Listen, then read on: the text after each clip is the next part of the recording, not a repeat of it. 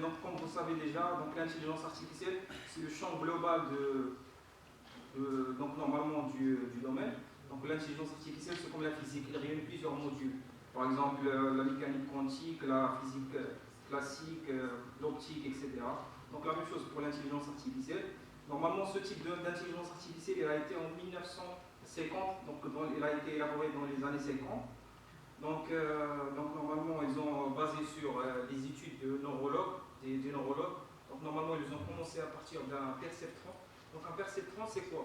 Donc en fait, un perceptron, normalement, il contient des entrées, par exemple des entrées, et bien sûr, lui, il va prédire des sorties, normalement, par la suite, en se basant sur des réseaux de neurones. Donc ils ont fait la même chose, ils ont fait des réseaux de neurones artificiels pour prédire des valeurs prédites par la suite, ce qu'on appelle les targets in English. Donc normalement, en fait, l'intelligence artificielle, donc on peut faire par exemple machine learning. Donc normalement, machine learning et deep learning. Donc normalement, machine learning il est inclus dans le deep learning. Donc machine learning, normalement, il y en a trois types d'apprentissage. Il y a l'apprentissage supervisé. C'est quoi l'apprentissage supervisé? Normalement, le prof il est déjà expliqué. Donc normalement, les données sont étiquetées. C'est quoi étiqueter? Ça veut dire je vais définir les entrées et je vais définir les sorties de mes données. Donc ça veut dire je vais définir les entrées et bien sûr je vais définir les sorties et bien sûr je vais appuyer sur Python, je dois faire model.point.fit et comme ça je vais entraîner mon modèle à faire la prédiction de mes données et par la suite je vais faire model.predict pour prédire la valeur numérique. Donc l'apprentissage supervisé, normalement il y en a deux types. Il y a la régression linéaire, il y a la régression, c'est pour prédire une valeur numérique. Et il y a la classification, c'est pour faire subdiviser une classe parmi d'autres. Donc il y a aussi l'apprentissage non supervisé. Donc ça s'appelle, donc en fait on fait une chose qui s'appelle la clustering. Clustering c'est quoi? Ça veut dire on va segmenter par exemple une région d'après d'autres. Donc on fait le clustering. Il y a aussi le self-supervised learning, ou bien l'apprentissage auto-supervisé.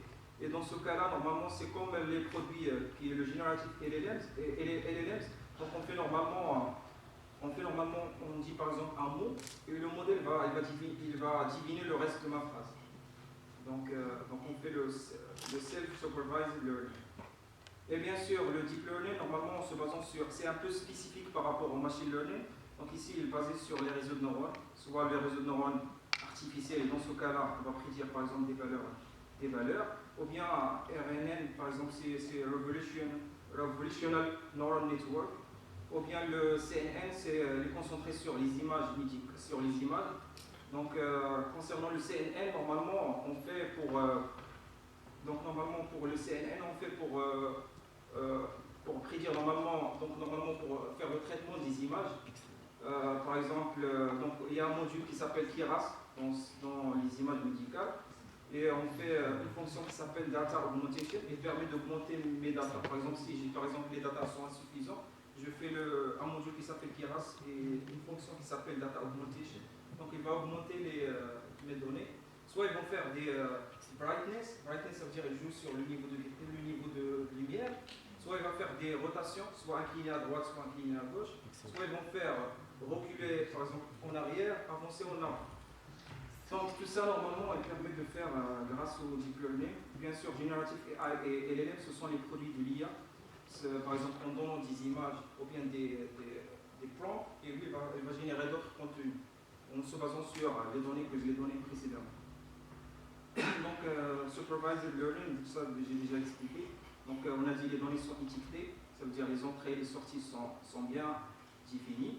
Et l'objectif, c'est de prédire une valeur pour bien faire diagnostiquer normalement une valeur par la suite. Donc, c'est le choix qu'ils ont dit, et les autres, je l'ai déjà expliqué. Donc, en résumé, pour diagnostiquer une maladie, nous utilisons l'apprentissage supervisé car nous disposons des images historiques déjà annotées par des médecins. C'est quoi les annoter? Donc, par exemple, en fait, on a des images, on fait annoter. L'annotation, c'est quoi? Ça veut dire qu'on va segmenter les régions d'intérêt. Par exemple, si on a une tumeur, par exemple, du foie, donc normalement, on a par exemple l'image du foie, et on va segmenter la région d'intérêt. Par exemple, on va segmenter la tumeur, pardon. Donc, on va segmenter la tumeur. Donc, la segmentation de cette tumeur, on appelle l'annotation. Ou bien par la suite, on appelle les masques. Donc, on va créer des masques grâce à des images médicales. Donc, on a dit on a deux types d'apprentissage supervisé. Il y a la classification et la régression.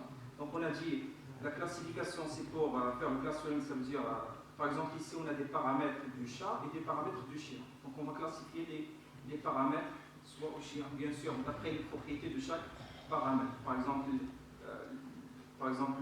la couleur des yeux, les oreillettes, etc. Donc, tout ça, les paramètres qui sont inclus au chat, donc on va le mettre vers le chat. Et les paramètres qui sont inclus dans le chien, on va mettre dans le chien.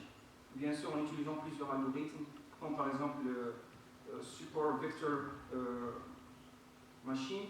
Ça veut dire ça, ça permet de...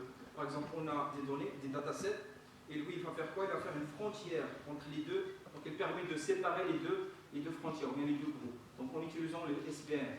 Il y a aussi Random Forest. C'est quoi Random Forest? Par exemple, on a des datasets, et il permet de faire quoi? Il permet de faire des arbres de probabilité.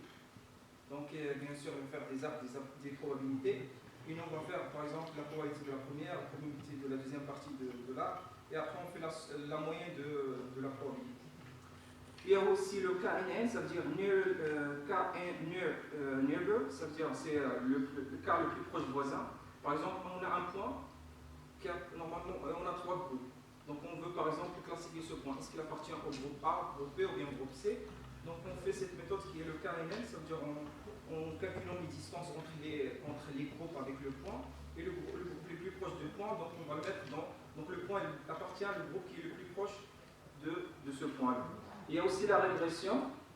Donc, la régression, le but c'est de déterminer une valeur numérique continue. Donc, dans cet article, ils ont utilisé, donc le prof il a expliqué la régression linéaire, donc je ne vais pas le répéter. Donc, normalement, eux, dans cet article, ils ont parlé sur la régression lasso. C'est quoi la régression lasso? Donc, la régression lasso, donc par exemple, on a des paramètres. En prenant par exemple des paramètres, donc la régression lasso, il va faire quoi? Il va prendre les paramètres qui sont très très importants, ça veut dire qu'ils sont fortement corrélés. Donc, c'est la régression lasso. Donc, par exemple, anatomie d'une prédiction. Donc, le prof, il a déjà expliqué la